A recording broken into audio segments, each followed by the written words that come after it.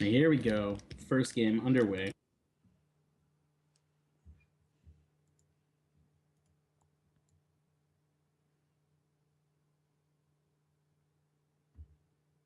Looks like JJ's not back yet, so he's going to miss the beginning of this action, but we'll see what happens as Henip squares off against Arcanis.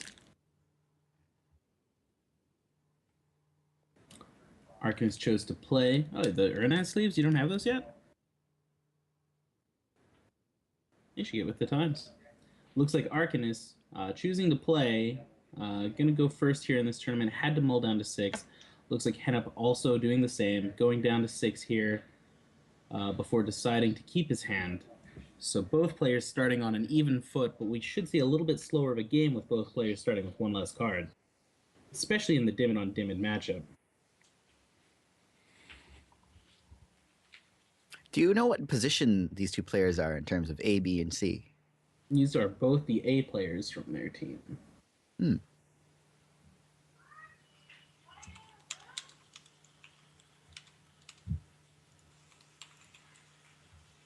And we see a shard from both of these players, a dual shard from both of these players, both of them choosing Diamond. Once again, a turn 2 Angel, huge deal in any matchup. It's actually probably not as big of a deal here with both players having, like, active single target removal. Welcome back to the call, JJ. Hello, thank you again. between Repel, Solitary Exile. Angels won't fall to the power of Meek, but...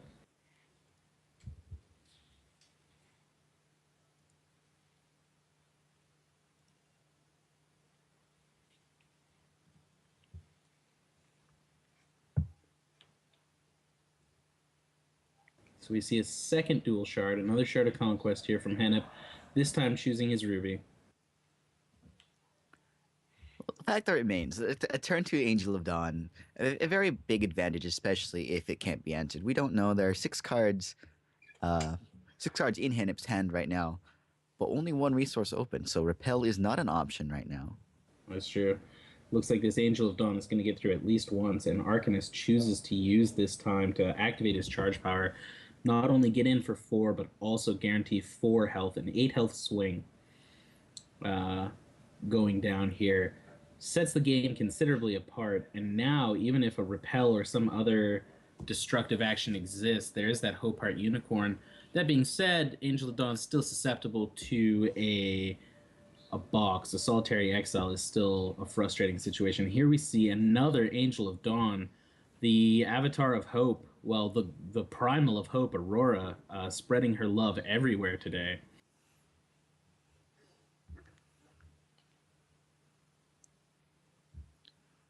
Yeah, so even though we have angels in both decks, I still think I would prefer to be playing Arcanis' deck right now. Blood Diamond's got more tools to be able to deal with the big angels. In addition, Henip did not actually play a third shard that turn. That's true. Hard to use things like Solitary Exile and other removal when you're stuck on 2. Repel is still open, but Repel gets kind of dealt with here by the Hope Heart Unicorn. Not that it matters, it looks like Angel of Dawn's going into the box on its own. And the Repel isn't open. Henip opted to play Soul Marble. That's true.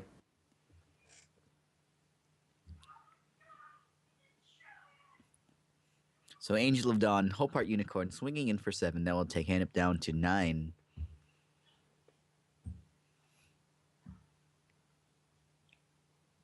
This could be very fast if Henip isn't able to draw a shard and get an equal and stabilize and equalize this. I mean, the best shot for Henip is if he has Repel already and top decks Angel, but that doesn't seem likely. Doesn't seem like we would have seen Soul Marble last turn if that was the case. Yeah, he's already top decked the Angel and then played Soul Marble. You feel like he'd have held that Repel. Yep. Again, Arcanis, even if somehow Henip does stabilize here, Arcanis is now at 28 health. And I guess Henip's only real hope in this situation is the fact that he is not dead this turn. When I said they mulled to 6 and it would be a slower game, I wasn't expecting such an explosive turn 2 Angel into Hope Heart Unicorn style of throwdown. Arcanis did choose to be on the play. Arcanis is drawing a lot better. Actually, was that actually true? I don't remember. But regardless, He did choose to play. all right. Henip is going to burn Angel of Dawn, likely indicating there is another burn or another source of damage.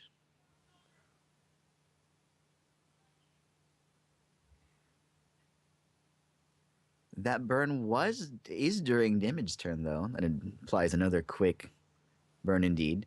So the choice is whether to sacrifice the Hope Heart Unicorn to save the angel or to let the angel go.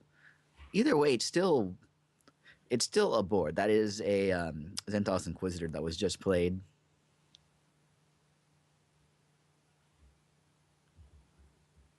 Arcanis does opt to sacrifice Hope Heart Unicorn, making all of his other troops invincible this turn, which will save Angel from the burn. I wonder why he chose to use the burns in main 2. Yeah, it feels like you should have done that during combat there. Because then when the Hope Heart sacrifices itself, the 3 damage is saved. Yeah. Well, a quick match. Both players having gone down to 6 there. Blood Diamond versus Ruby Diamond. I would expect that to be a little more longer, drawn out match, but we'll see what happens after the reserves. For how much control are in both decks, both players getting early angels, but one side being able to answer the others, can definitely make for a quick match, quick game indeed.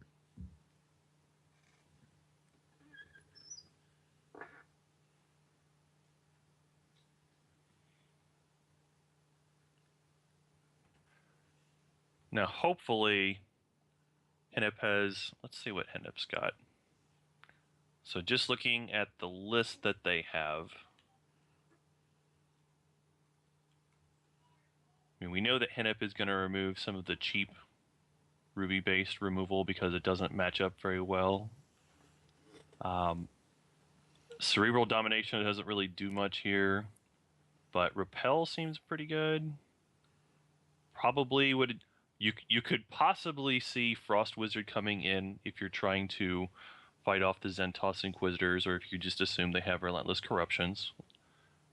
And the Tianostin Crown are also interesting cards here too.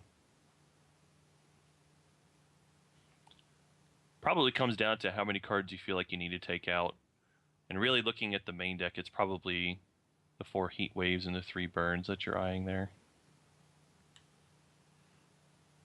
As there's not much either of those 2 cards with 2 damage each are going to hit. Although the quick speed of burn is nice.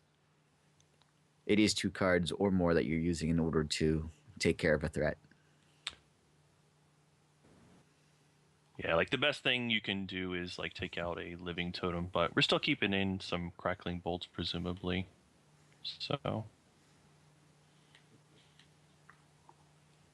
and from Arcanis' side, I'm not even sure if you change anything from your main deck. Like, your main deck seems pretty good against what it is that Henip is doing here. I wouldn't actually be Henip surprised will be on the play this time, so that might make you consider some of your options that you'll be a turn behind.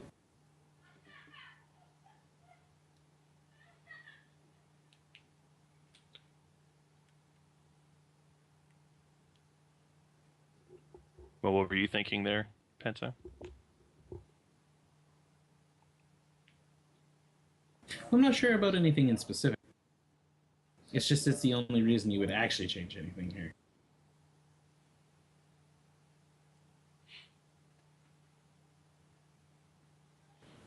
There really isn't a whole lot. Maybe because you're going second, the dominations.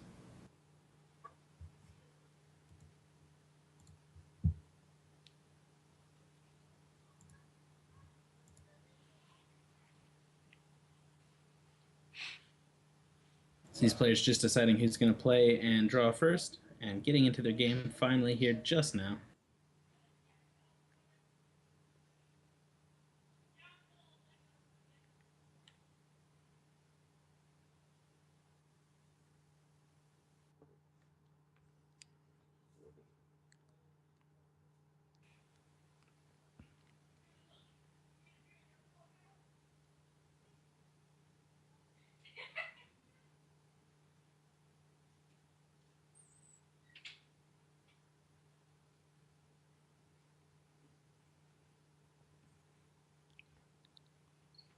That's interesting.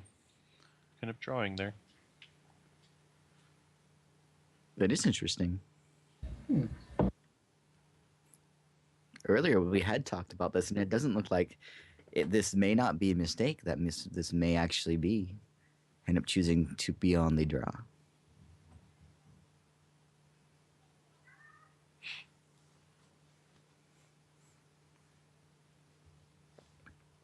All right, well, we see the turn 1 diamond from Arcanis and pass. And we'll likely see the same from Henip. If there was a 1-drop in diamond that could make an impact to the board, that would be too much for this game. Yeah, just enabling the early angels is pretty important.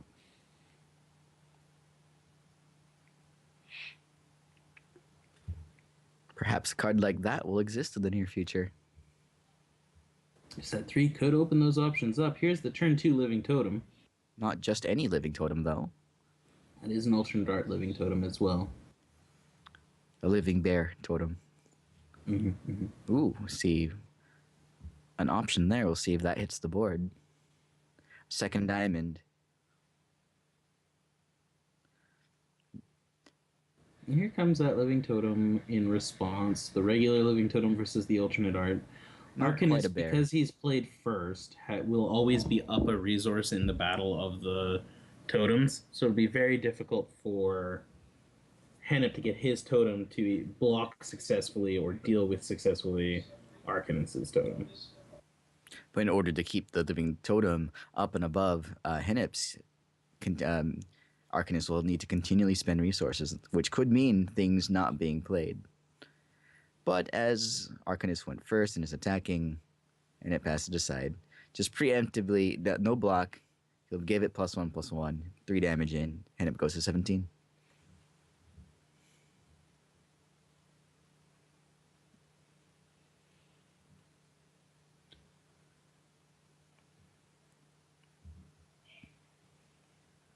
Here with this ruby, we do see Solitary Exile taking out the living totem. Gotta feel like there's no Crackling Bolt or other burn if he's making that there. And since living totem has a clear board to attack through, he'll go ahead and do 2 more damage. Arcanis down to 18 health.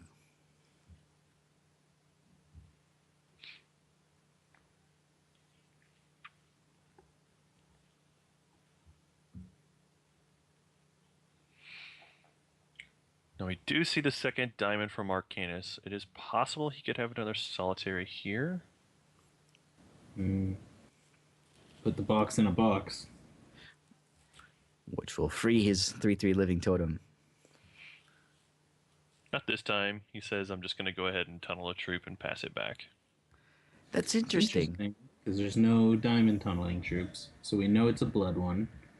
Yep. And if it was Wakazashi Ambusher, you would expect him to just play it. Yeah, well, we have the list, so we actually know exactly which one this is. Oh, is there this only monsoons available? Yep. In this particular one, there's only Monsoon. So Monsoon tunneled will take 4 turns to come out, but that means every troop Arcanis plays while Monsoon is underground will gain a decoy counter. And when Monsoon surfaces after 4 turns, any troops in Arcanis' graveyard with a decoy counter will be put into play for free.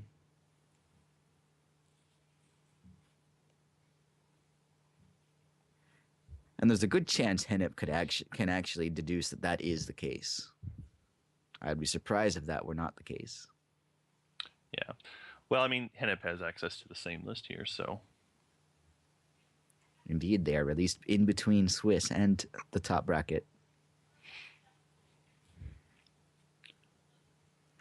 So we see the pump from the totem, and Arcanis is just going to take it. No repel this time. Which is also interesting because you figure the tunneling play was like, oh, so I can hold up 2 resources. I mean, obviously it's so you can play other things and they'll be protected by the decoy counter, but here we see an Angel of Dawn, and since we know that Arcanis went first and played a diamond on his first turn, we know that Angel's been sitting in his hand for the last 5 turns. It comes down to the board. It is actually in a state where it will be able to block the Living Totem, because even if it trades, that's okay for Arcanis here. That's just a net loss for Henip. Yeah, you would be thrilled if Henip attacks and you're in Arcanis' spot here. That end, given that that's a monsoon, that Angel of Dawn will enter play again in 3 turns were it to die. Yep, exactly. And Henip, being only at 5 resources, cannot do 2 pumps to that Living Totem for, say, Swift Strike or N+1/+1.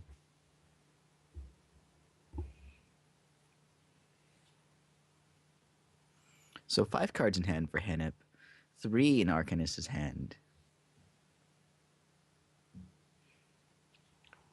So for Henip right now, if I'm in his spot, I'm not trying to trade anything, but the downside is you also have to develop your board a bit. We do see him pulling the trigger on the Drew's Colossal Walker here.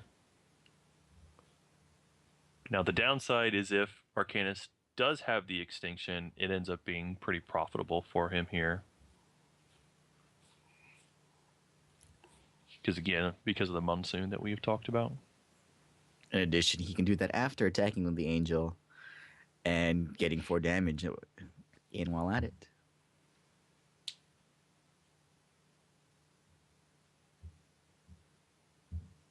Not only that, this is a free attack, and the Angel of Dawn has Steadfast and Flight. Neither of Henip's troops have Flight. Totem could get it, but that takes 3 resources. So this is an unopposed attack, and Angel will still be ready to block if need be. And so, a little more damage goes through. Zentoth's Inquisitor is going to come down. It will likely reduce Drew's. I don't know. Living Totem's also an option, but yeah. It's got to be the Drew's, because now the double block... Well, not the double block, sorry. Now the damage from the Drew's doesn't make up for the cost of readying it. And at this point, Arcanis' advantage is that Henip can't quite block yet.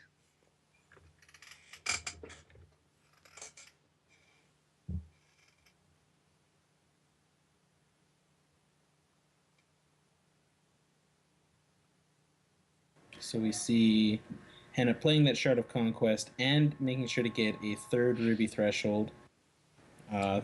Obviously the most relevant triple Ruby Threshold cards in the game would be things like Crown of Primals and Zakir. Now this is a good one here. We do see the Reserve Frost Wizard coming in. And that will not only prevent Zentoth's Inquisitor from blocking, but it actually makes all of the decoy counters null. I think Henip could even swing here with Living Totem if you really wanted. Right, because they will not be in his graveyard when that happens if they die here. Frost Wizard does say when a card would enter a graveyard, your opponent's graveyard or deck, they are voided instead.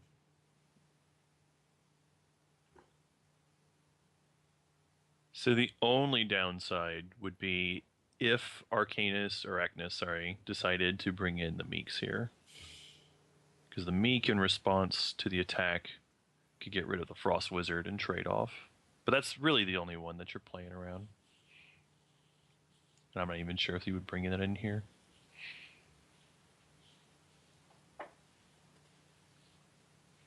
We do see a no block. So a little bit of damage gets through. Again, it will be very difficult for Henip to justify readying the Druze, but he's going to have to anyway. Otherwise, that's almost free damage from the Xantos Inquisitor. Because no blocks were made and no pumps to the Living Totem were necessary, Soul Marble gets to come out. Arcanis still has a couple uses of his charge power available and 3 cards in hand, so he's by no means out of this. An Extinction is still okay for him here. I think it depends on whether Frost Wizard's working correctly. I haven't played with Frost Wizard in a while, but if it is working correctly, I believe it should exile. In theory, yes. Foil both of those cards. But even if it does that, that's still like a positive gain for Arcanis here. Yeah, that's probably... Yeah, with Henip on 2 cards, that's probably fine.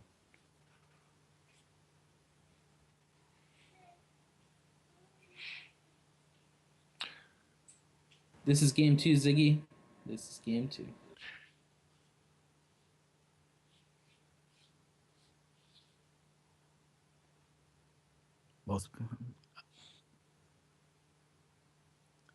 Both players thinking hard about their moves. 2 cards left in both players' hands. Yeah, I feel like most of the time when I see the opponent waiting like this, it's usually 1 troop and 1 action. And my guess would be Extinction is one of them on this one. Might have just been confirming with his teammates how a board wipe would work here with the Frost Wizard. It's probably relevant. Yep.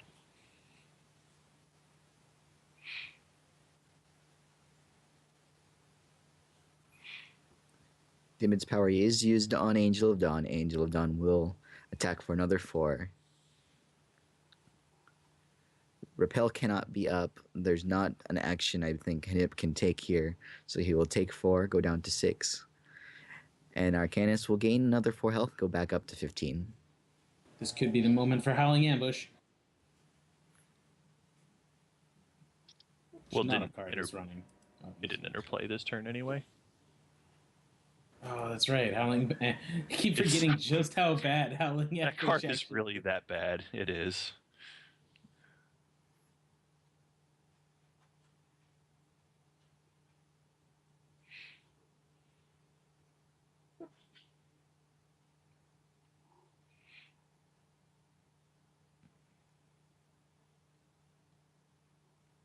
Okay, so they do finally connect. A little bit of damage, and Arcanis goes back up to 15 health. Henip will have his charge power available to him on his turn, and likely a way to use it. If that Soul Marble gets completed, this could be the end for Arcanis. I don't think it cannot be completed next turn though. Henip has 1 resource open. No, not next turn, but turn soon. after. Here's the extinction. So let's see if Frost Wizard, what we see here. I think regardless of whether it worked correctly or not, all opposing cards were avoided. They were exiled. Okay. Yeah, I still think that's probably fine though, because you're going to have Monsoon with Henip down on 6 health here, coming out this next turn, against a marble that you know can't be active this particular turn. So if I had to make a guess why this happens the way it happens, the cards are actually voided in timestamp order of when they came in. That's my theory on that. And Frost Wizard was the last troop to enter the board in that current state. So it would get destroyed last, and therefore all the other opposing cards would be voided before that. Whether that is intended or not intended, that is up to Hex.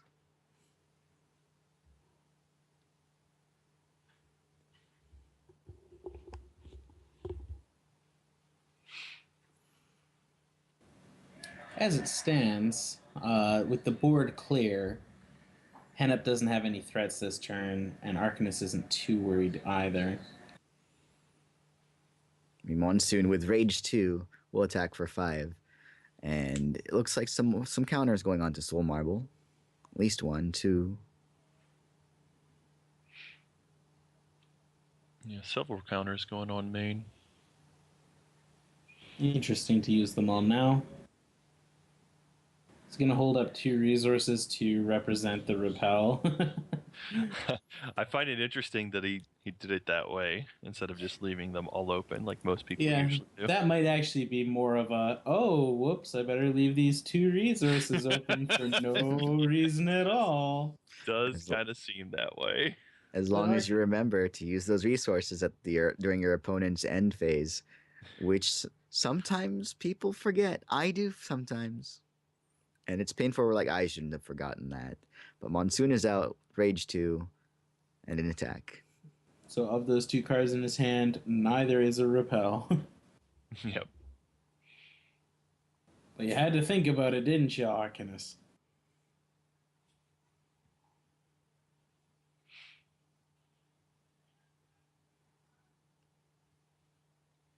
So Living Totem should be up to 8 counters after that last resource is used. That means only cost 2 to get what I assume will be the 6/6 Steadfast Spell Shield Soul Cavalry. Which I think he has to do to stay alive. I mean, maybe not. Maybe there's something else he could have, but He still has 3 other cards in his hand. yeah, I mean, he could make a chump blocker, but I think it's got to be Soul Cavalry purely for the safety net of that 6 health. 6 health that cannot be single target removed, cannot be targeted, at least by opponents, because he's targeting it right now with life drain, and will get some of his health back. It is steadfast, so he'll go up to 7 after this attack. So the other thing that's interesting to me is we didn't see Henip play another troop there. Okay, I was gonna say he's got to have non-troops that he's playing, because otherwise, if you have troop, I feel like you probably play it out there, like Drew's Walker, for example. Because Juice Walker can block. It must attack, but it can also block. A Solitary Exile Henip was holding removes Monsoon. So now Arcanis on an empty board with 2 cards. Henip with Soul Cavalry and the Frost Wizard once again.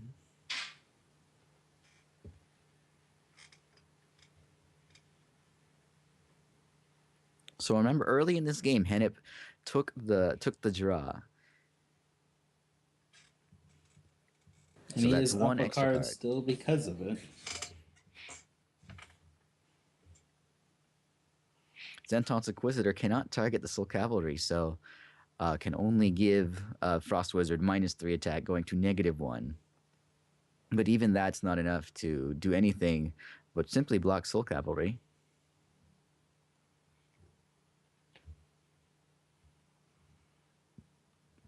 And it still has plenty of charges, up to 3. Yep, Soul Cavalry definitely dominating here on this board. And the best answer from Arachnus' side here is he's going to want to draw that Extinction, but even Extinction, you end up losing the Zentos Inquisitor there. Pretty tough spot. He's not doomed yet. He still has, as long as he has that Zentos Inquisitor, he can stop 1 attack. Frost Wizard isn't doing any damage fast. But with Frost Wizard up, Zentos Inquisitor will not go back to Arcanis' hand. A Living Totem, he does have the ability to pump it twice. Combined, they can kill the Soul Cavalry. So with Living Totem, this turn he could get it up to a 4/4. Next turn he could have it up to a 7/7.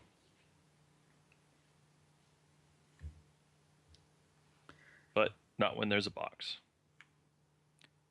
Open with that.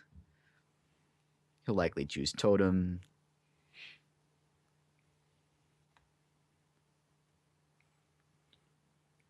Yeah, slight misplay there. Should go ahead and pump up your totem a bit just in case you get a solitary to free your troop again. Yep, with nothing in hand. I mean, yeah, nothing else to spend resources on. There's nothing to hide, nothing to represent it as an answer. Yeah, and one of the other examples in Hex where it's a little different since it's digital, any buffs that you do apply to the totem would stay when it comes back.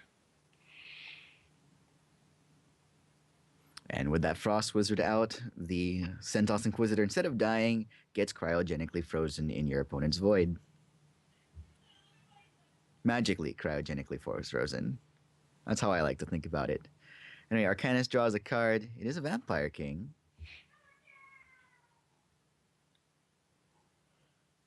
Vampire King is a nice draw, but it isn't going to be enough to stabilize the board on its own. At the very least, though, Arcanis is not dead on board if he chooses not to block. There is an option for that. Yeah, we can just take the 6. But you know at this point that if Henip has any troops, he's not going to play them. Unfortunately, you also know that he only has 6 troops with flight now. 3 angels, 3 totems. And it definitely wasn't an angel. I think here's where the decision lies. Arcanis is deciding whether to block with Vampire King, which will put him up to 11 health, but loses Vampire King, or take the 6. He'll attack for 3 back. Looks like he's opting for the latter. That'll put him up to 5. One card in Henip's You hand. have to respect that Henip could have drawn some kind of crackling bolt there potentially. Indeed, but it doesn't seem to be the case. Angel of Dawn, if where that were to be drawn anyway, would be played.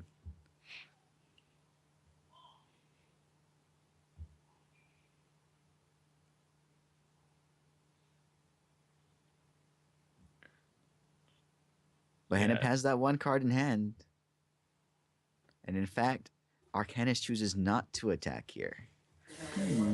Well, combined, they can kill the Soul Cavalry. That's true. Yeah, I like the no attack here. We are able to get in some health gain this next turn if we choose to attack. If Arcanis chooses to attack with the Angel and the Vampire King, would still be able to survive the crackback, assuming that Henip has nothing. Like that last card is just nothing.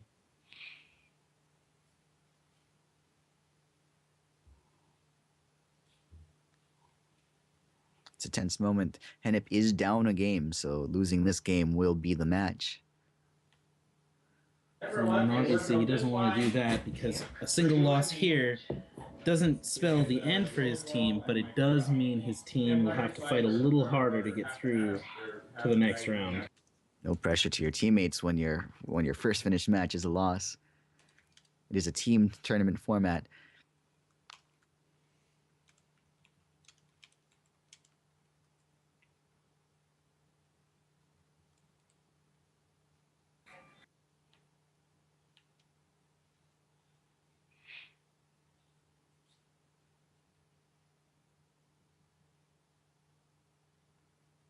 With bated breath, we wait. What will happen next? Charging that Spirit Bomb. I think Arcanis. I mean, if you're Arcanis is saying what cards can you afford to play around? I mean, clearly Henip doesn't just have the Burner Bolt because you'd just be dead by now. Yeah. Unless he's holding it as some sort of like fantastic slow roll. So there is Repel, but there's not a lot you can do other than just hoping you draw more troops than Henip does faster. So Arcanis says, I'm just going to go ahead and take the gamble, and I'm going to attack in with both of these health gain troops here. The best thing that could happen for Arcanis here is if that wasn't the Shards of Fate and was instead a troop that had been held there for some reason. Now, you knew it wasn't going to be. Oh, now here's a scary, scary question. Which is the right box? What box has what you want, and what is it you want? he takes his Living Totem. Probably want Living Totem, right? Yeah. And now it matters. Remember that Living Totem that wasn't pumped up before it was Solitary Exiled. Here it is back. Yep, could have been a 4/4 here. Little things sometimes can matter in big ways.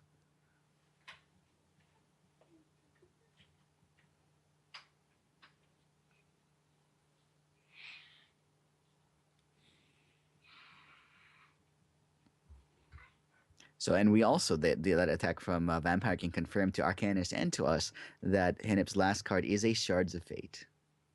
Yep. So we saw Henip play the Shards of Fate and has some other unknown card to Arcanis here.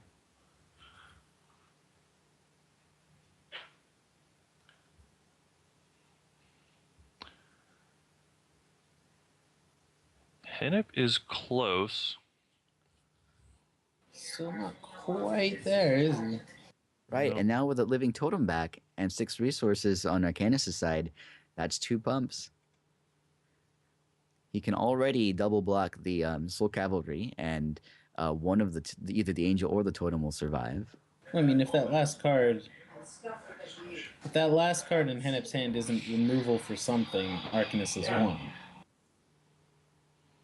Now an attack with one of the Frost Wizards, who is effectively 2/2 because there's another one back there, and the Soul Cavalry attack.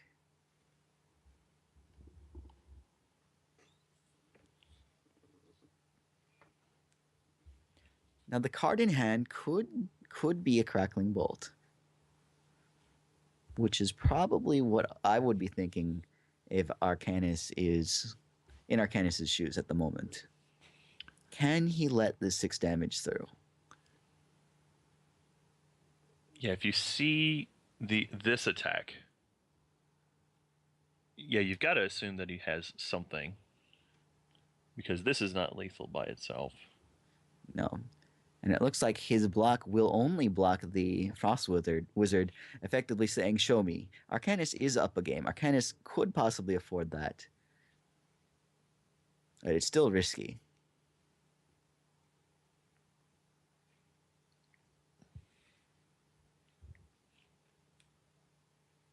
It's risky, but he could potentially lose the game if it's not the correct line, right? Like, there's an argument for a card that would lose him the game if he blocks the Soul Cavalry here and if he doesn't. Looks like just a regular burn, which is enough to hold Henip in for another turn.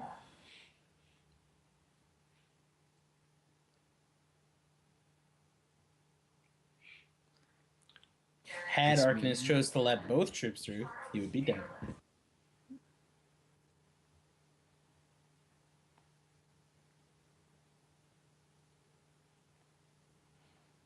also notable that burn could have stopped Living Totem from pumping if the pump happened before the burn was played.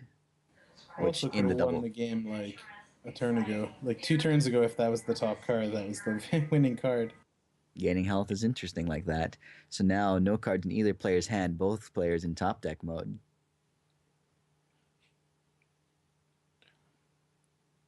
Yeah, the problem for being this late to the party is that Arcanis had enough resources to do the pump, wait, do the pump again.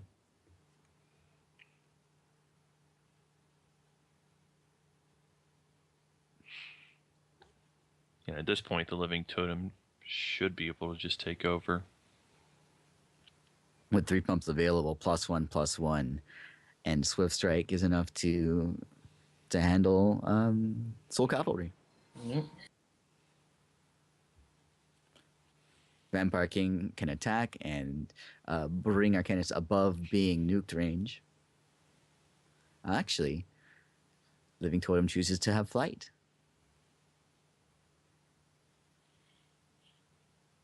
Did not expect that.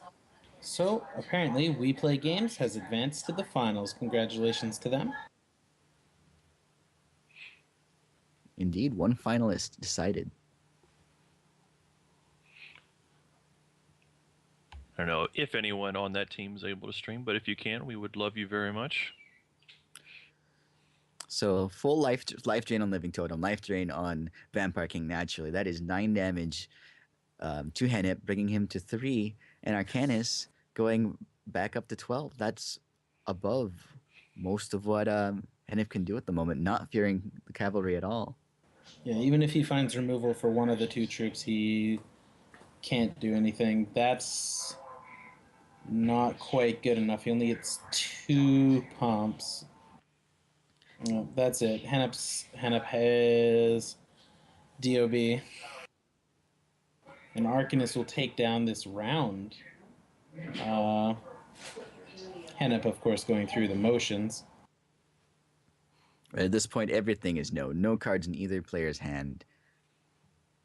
Living Totem can at most block one of the two things that do 3 damage. He's got no life drain left in terms of charges. Yeah, it's just desperation at this point. He'll give flight and life drain to buy a turn, but it won't end up mattering. Well, yeah, I suppose he's not totally done. Yeah, it's still Yeah, basically decided. I don't think there's anything Henip could draw that would get him out of this.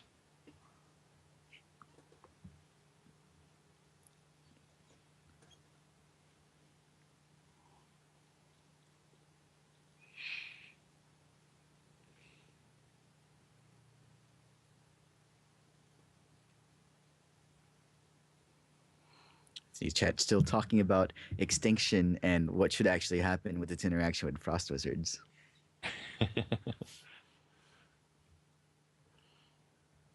Yes, comprehensive rules will answer that at some point, but for now, whatever the game does is the rules. Science it out.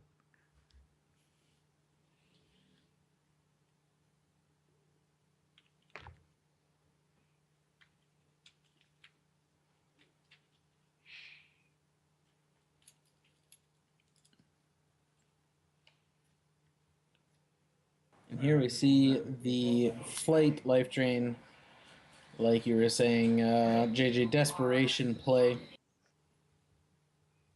A turn or two earlier, this Living Totem might have made a huge difference.